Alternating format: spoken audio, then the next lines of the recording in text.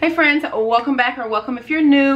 Today's video I'm going to be showing you a super easy, absolutely delicious chili recipe. Most of it is made in the slow cooker with the exception of a couple things, but it's still very easy and delicious. I am a part of a chili collab here on YouTube, so I'm going to put a hashtag in the description box and you can follow that and you'll see the other creators who also made chili.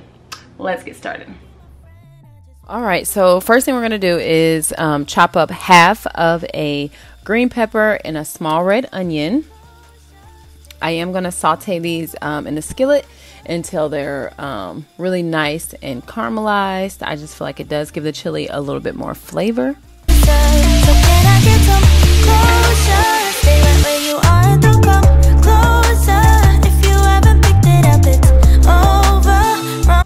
And I just season this with a little sea salt, black pepper, and garlic powder. Wasted too much heart on you. Wish I learned to use my head.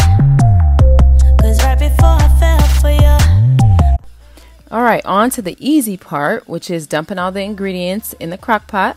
So to the crock pot, I added 1 can of mild diced tomatoes with green chilies, 1 can of tomato sauce, 2 cans of chili beans, 2 cans of diced tomatoes with green pepper and I believe onion, 1 can of fire roasted tomatoes, and then I rinsed 2 cans of Great Northern beans and then 1 can of black beans and added it in there. I also used 2 packets of just like your mild low sodium chili seasoning. I added 2 to 3 tablespoons I would say, of brown sugar. And then, make sure you taste it and everything at the end to see if you need to add anything else. And in the end, I think I did only add a dash or 2 of garlic powder and onion powder, I believe. But, it's all to your liking and to your taste buds. Whatever you like and enjoy is fine. And then, of course, I also added 1 bag of the Gardein veggie ground.